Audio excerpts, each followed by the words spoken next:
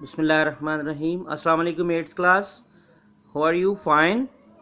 8th class, I hope आपने अपना long question number 5.9 and 5.12 जो है वो राइट डाउन भी कर लिया होगा और याद भी कर लिया होगा, जो कि आपके प्रीवियस लेसन का टारगेट था, होमवर्क था.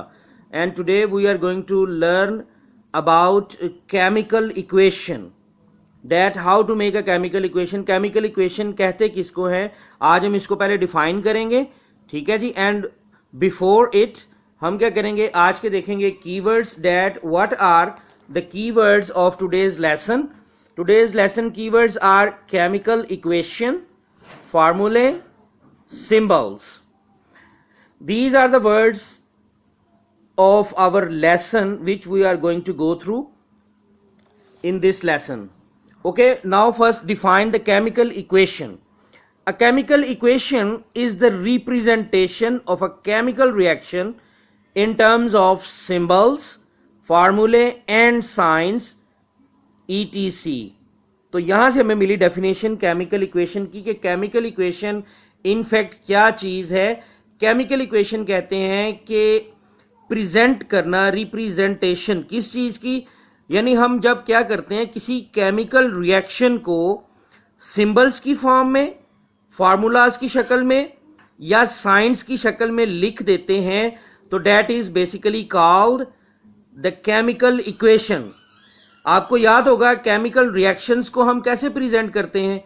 हमने प्रीवियस लेसन्स में देखा कि डिफरेंट केमिकल रिएक्शंस को हमने क्या किया, हमने एक सिंबॉलिक फॉर्म में रिप्रेजेंट किया, तो उसी को केमिकल इक्वेशन कहा जाता है, जिसमें हम फार्मूलाज यूज करते हैं और साइंस यूज करते हैं, ठीक है जी. और अच्छा, अब केमिकल इक्वेशन लिखने में how to write a chemical equation, तो इसमें हमें क्या क्या चीजों का ख्याल रखना पड़ता है वो हम आज देखेंगे, ठीक है जी. किसी भी केमिकल रिएक्शन को हम किस तरह से लिख सकते हैं इक्वेशन की फॉर्म में. In a chemical equation the reactants and products are separated by an arrow. और जी first thing is that in a chemical equation हम क्या करते हैं, रिएक्टेंट्स को और प्रोडक्ट्स को सेपरेट कर लेते हैं. कैसे? बाय एन एरो, यानी हम क्या करते हैं एक एरो के थ्रू हम बताते हैं कि दीज आर द रिएक्टेंट्स, यानी मीन्स टू से कि हम सेपरेट कैसे करते हैं. सेपरेट हम इस अंदाज में करते हैं रिएक्टेंट्स को कि हम क्या करते हैं कि reactants are written on the left hand side of the arrow, whereas the products are written on the right hand side of the arrow. The arrow is directed towards the products. हाँ, ये इस बात का आपने ख्याल रखना है कि जो आपका एरो है उसका जो फेस है, एरो किस तरफ होना चाहिए, डायरेक्शन किस तरफ होनी चाहिए, प्रोडक्ट्स की तरफ. ओके जी. तो physical states of reactants and products are also expressed along with their formulae or symbols by S, G and AQ, which stands for solid. S जो है वो सॉलिड के लिए, G जो है वो गैस के लिए, एंड एक्वस स्टेट जो है वो किसके लिए, AQ जो है वो एक्वस स्टेट के लिए हम लिखते हैं. फॉर एग्जाम्पल, अच्छा अब हम एग्जाम्पल करेंगे, इसके थ्रू हमें पता चल जाएगा कि कैसे. Here we have an example. Suppose here is a reaction between iron and sulphur, ठीक है जी. Iron and sulphur on heating react with each other. ये आयरन और सल्फर जो है ये क्या करते हैं, ये दोनों रिएक्ट करते हैं ऑन हीटिंग, और इससे जो प्रोडक्ट हमें हासिल होती है वो होती है iron sulphide.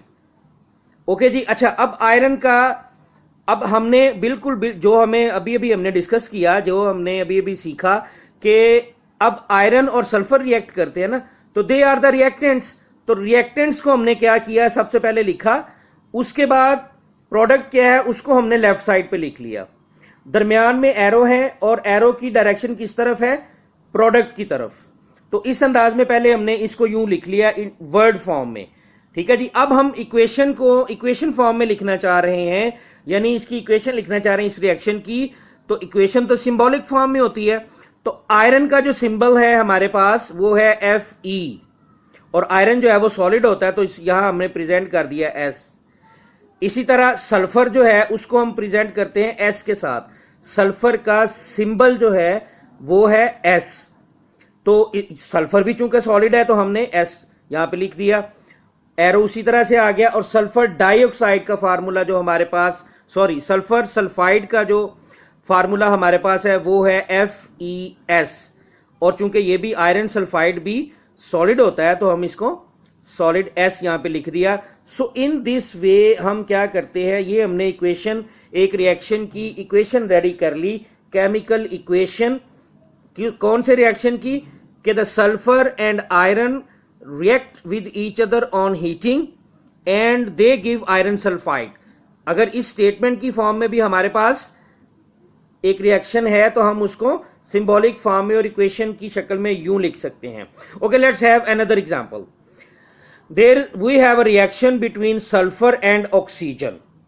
Sulphur react with oxygen and form sulphur dioxide. अब क्या करेंगे, उसी तरह से sulphur and oxygen are reactants, इसको हम एरो के लेफ्ट साइड पे लिखेंगे। Okay ji. And sulphur dioxide को चूंकि वो प्रोडक्ट है उसको हम एरो के राइट साइड पे लिखेंगे और एरो की जो डायरेक्शन है वो प्रोडक्ट की तरफ होगी।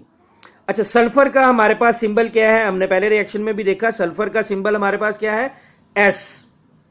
तो S लिखा। अब सल्फर सॉलिड है तो उसके आगे छोटा सा हमने S डाल दिया, उसकी फिजिकल स्टेट को, किस चीज की? सल्फर की फिजिकल स्टेट को प्रेजेंट करने के लिए। Same in oxygen. ऑक्सीजन का फार्मूला क्या है जी हमारे पास? ऑक्सीजन का सिंबल क्या? O2। O2 is the formula for the oxygen. ठीक है जी। तो whenever we talk about the oxygen gas तो वी राइट डाउन O2। हमने लिखा O2 and oxygen is a gas, तो हमने यहां पे G भी लिख दिया छोटा सा, जो कि प्रेजेंट करता है गैस को। ठीक है जी। अच्छा, अब एरो उसी तरह से आ गया और सल्फर डाइऑक्साइड का फार्मूला है SO2, तो हमने इसी अंदाज में लिख दिया। और सल्फर डाइऑक्साइड भी एक गैस है तो इसी तरह हमने G लिख दिया। So in this way we write down our chemical equation. Okay जी। तो ये तरीका होता है केमिकल इक्वेशन को लिखने का। तो केमिकल इक्वेशन इसी तरह we have another example on page number 65 of your book. Come on book now, page 65। Open your books.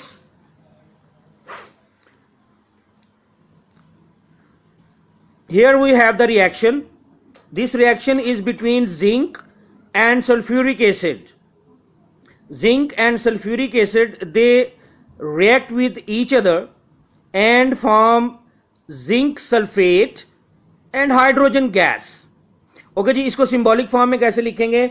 Zinc का सिंबल है Zn and it's a solid, तो S लिखा, plus H2SO4, it's a compound sulphuric acid, तो ये aqueous form में है तो इसको हमने AQ लिख लिया। These are basically the reactants in this equation. Arrowhead is there and these are the products on the right side. Zinc sulfate. Zinc sulfate, the formula of zinc sulfate is ZnSO4 and it is also, its state is also aqueous state. तो AQ लिखा हमने, उसके बाद है H2 hydrogen, hydrogen is a gas, hydrogen चूंकि gas है तो उसके आगे हमने G लिख दिया।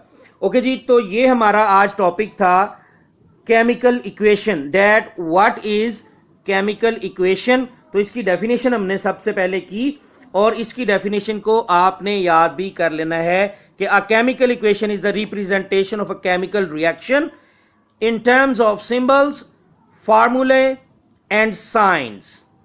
ओके जी। आप इस केमिकल इक्वेशन की डेफिनेशन को याद भी कर लेंगे और राइट डाउन भी करेंगे। अच्छा, राइट डाउन की अगर मैं बात करूं तो अब आप आ जाएं जरा आप अपनी एक्सरसाइज पे। हमने कुछ डेफिनेशंस पहले भी याद की हैं, वो आपके शॉर्ट क्वेश्चन में थी, लेकिन मैंने ये सोचा था कि हम ये करेंगे कि 3 से 4 जब हमारे वो हो जाएंगे उसके पार्ट शॉर्ट क्वेश्चन के, तो फिर हम उसको एक साथ लिख लेंगे। तो okay, come on exercise please, open your exercise.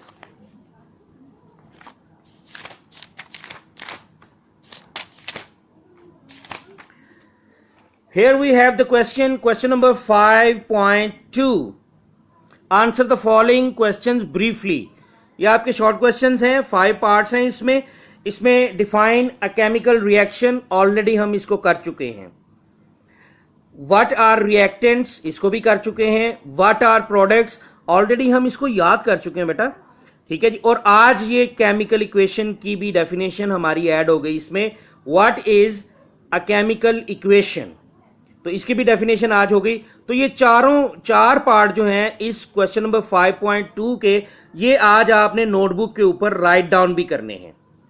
Okay जी, इनके आंसर आई होप सो कि आपको जेन में होगा कि हमने कहां कहां से मार्क किए थे।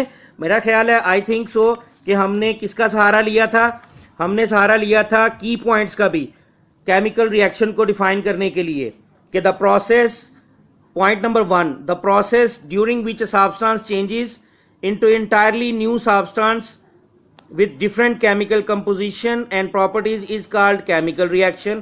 लेकिन बेटा इसके साथ आपने कोई ना कोई केमिकल रिएक्शन की एग्जांपल जरूर देनी है, कोई सा भी केमिकल रिएक्शन लिख के, ओके, फ्रॉम बुक से कोई सा भी केमिकल रिएक्शन आप लिखते हैं, ठीक है जी। उसके बाद क्या था, उसके बाद ये नंबर 2 पे है व्हाट आर रिएक्टेंट्स।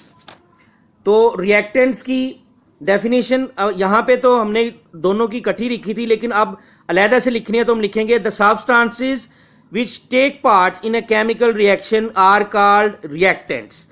तो बस इतना ही हम लिखेंगे, और लेकिन साथ में एक केमिकल इक्वेशन लिख के, केमिकल रिएक्शन लिख के उसको आपने प्रेजेंट भी कर देना है कि दीज आर रिएक्टेंट्स। ओके जी।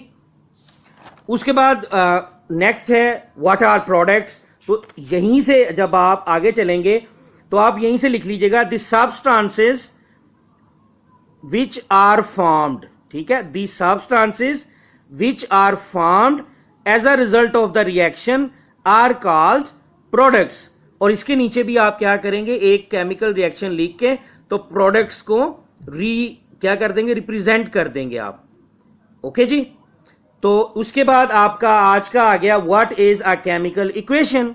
तो केमिकल इक्वेशन की डेफिनेशन आप जो पहले मार्क की वहां से लिख लें, या ये पॉइंट नंबर 1 2 3 4 है आपका की पॉइंट्स में। The representation of a chemical reaction in terms of symbols, formulae and science used for indicating physical states of the substances is called chemical equation।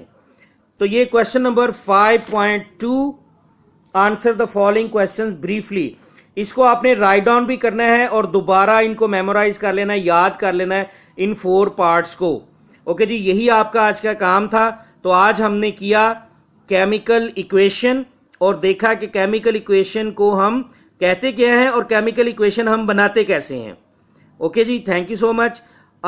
इसके साथ हो सकता है आपको एक, हो सकता नहीं, इंशाल्लाह आपको एक वीडियो भी सेंड की जाएगी, अपलोड की जाएगी केमिकल इक्वेशन के हवाला से, तो वो भी आप देखिएगा। उससे मजीद इंशाल्लाह आपका केमिकल इक्वेशन का जो कॉन्सेप्ट है मजीद जो है वो क्लियर होगा। Thank you so much. अस्सलाम वालेकुम।